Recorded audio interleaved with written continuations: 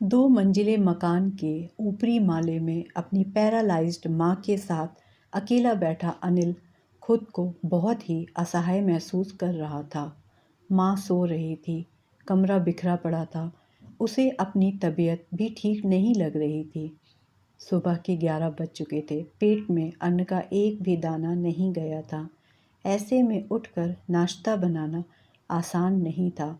वैसे पिछले कई दिनों से नाश्ते के नाम पर वह ब्रेड बटर और दूध ले रहा था। किसी तरह फ्रेश होकर वह किचन में घुसा। दूध और ब्रेड खत्म हो चुके थे। घर में कोई ऐसा था नहीं जिसे भेजकर दूध मंगाया जा सके। खुद ही घिसटता हुआ किराने की शॉप तक पहुंचा। दूध, मैगी और ब्रेड के पैकेट खरीद कर घर आ गया।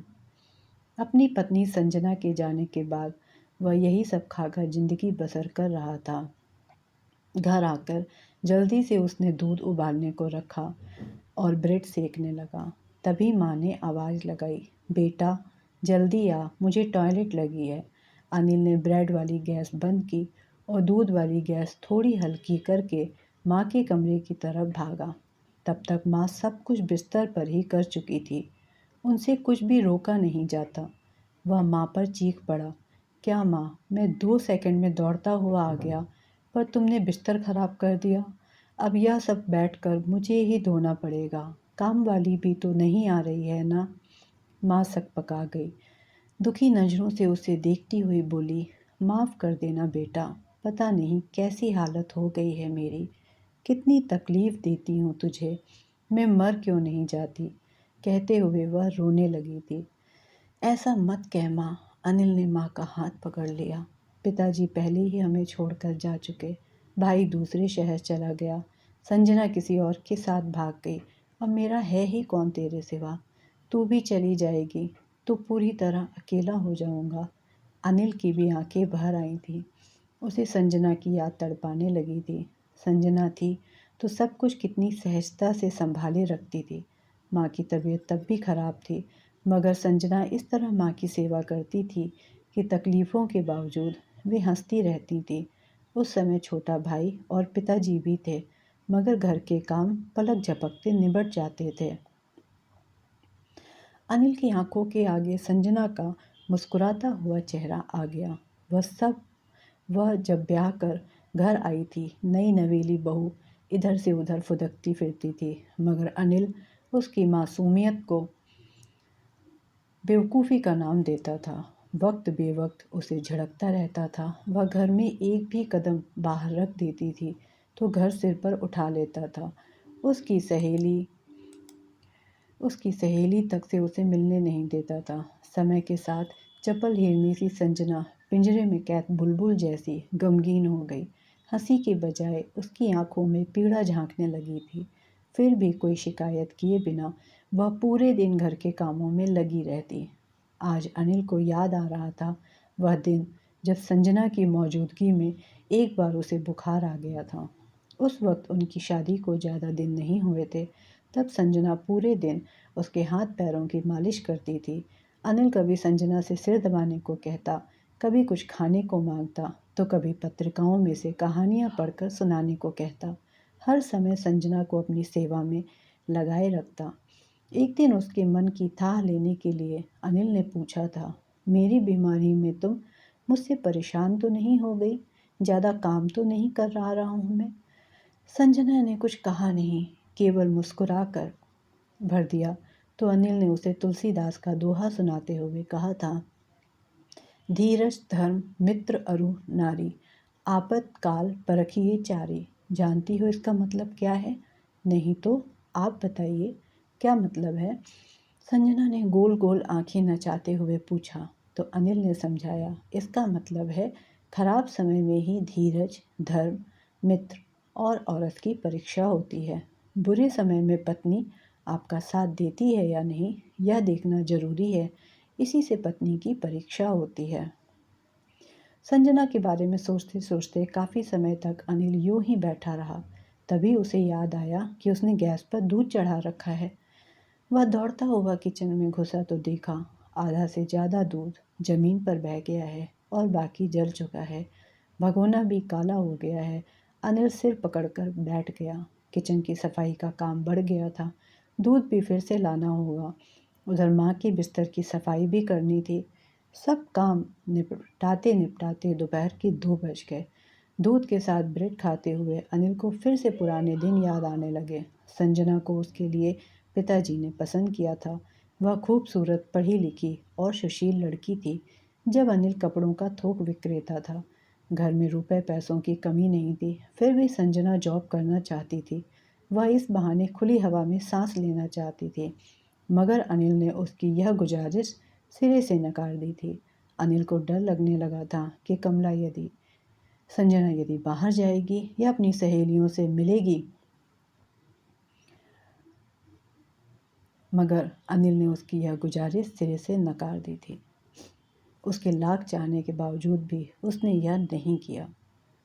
यही सोचकर उसने संजना को जॉब करने या सहेलियों से मिलने पर पाबंदी लगा दी। एक दिन दुकान से जल्दी घर लौट आया। उसने देखा कि कपड़े प्रेस करते करते संजना अपनी किसी सहेली से बातें कर रही है। अनिल दबे पांव कमरे में दाखिल हुआ और बिस्तर पर बैठकर चुपके से संजना की बातें सुनने लगा। वह अपनी सहेली से कह रही थी, मीना, सच कहूँ तो कभी कभी दिल करता है इनको छोड़कर कहीं दूर चली जाऊँ। कभी कभी बहुत परेशान करते हैं, मगर उस वक्त सुनैना दीदी का ख्याल आ जाता है। वह इतनी सुंदर हैं, पर विधवा होने की वजह से उनकी कहीं शादी नहीं हो पाई। कितनी बेबस और अकेली रह गई हैं। एक औरत के लिए दूसरी शादी कर पाना आसान नहीं होता। कभी मन गवा नहीं देता तो कभी समाज। एक बात बताऊं मीना, संजना की बात पूरी भी नहीं हुई थी कि अनिल चीख पड़ा, संजना फ़ोन रखो, मैं कहता हूँ फ़ोन रखो। डरकर संजना ने फ़ोन रख दिया। अनिल ने खींचकर एक झापड़ उसे रसीद किया। संजना बिस्तर पर बैठकर सुबकने लगी। अनिल ने उसके कानों में तुलसीदास का दोहा बुदबुदाया, ढोल गमार शूद्र पशु नारी, ये सब ताड़न के अधिकारी। संजना जोर से चीख उठी। बगल के कमरे से पिताजी दौड़े आए। बस कर अनिल, क्या कर रहा है तू? चल, तेरी माँ दवा मांग रही है। पिताजी अनिल को खींचते हुए ले गए। फिर संजना देर तक नल के नीचे बहते पानी में हाथ रखी रोती रही। उस दिन संजना के अंदर कुछ टूट गया था। यह चोट फिर कभी ठीक नहीं हुई। उस दिन के बाद संजना ने अपनी सहेलियों से भी बातें करना छोड़ दिया। हंसना खिलखिलाना सब कुछ छूट गया। वह अनिल के सारे काम करती, मगर बिना एक शब्द मुंह से निकाले। रात में जब अनिल उसे अपनी तरफ खींचता तो उसे महसूस होता जैसे बहुत सारे बिच्छुओं ने एक साथ डंक मार दिया हो, पर वह बेबस थी। उसे कोई रास्ता नहीं आ रहा था कि वह क्या करे। इस तरह जिंदगी के करीब 3 साल बीत गए। उन्हें कोई बच्चा नहीं हुआ था। संजना वैसे भी बच्चे के पक्ष में नहीं थी। उसे लगता था कि इतने घुटन भरे माहौल में वह अपने बच्चे को कौन सी खुशी दे पाएगी। एक दिन वह शाम के समय सब्जी लाने बाजार गई थी। वहीं उसकी मुलाकात अपने सहपाठी नीरज से हुई।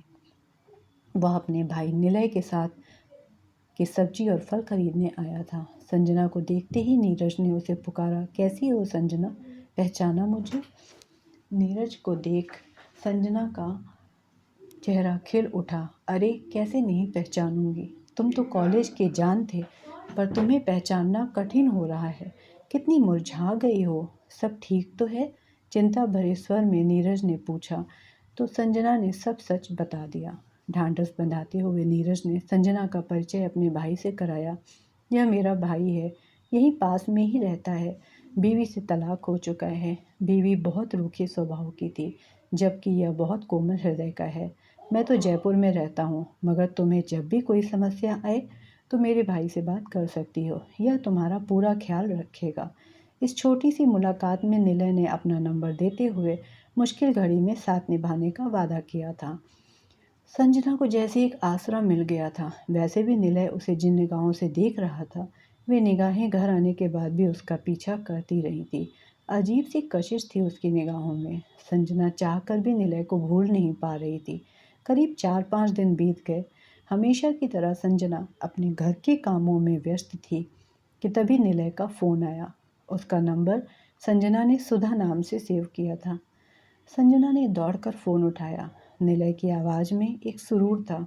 वैसे उसने संजना का हालचाल पूछने के लिए फ़ोन किया था, मगर उसके बात करने का अंदाज ऐसा था कि संजना 2-3 दिनों तक फिर से निलय के ख्यालों में गुम रही। इस बार उसी ने निलय को फ़ोन किया। दोनों देर तक बातें करते रहे। हाल-चाल से बढ़कर अब ज़िंदगी के दूसरे पहलुओं पर भी बातें होने लगी थी। अब हर रोज़ दोपहर करीब 2-3 बजे तक बातें करने लगे।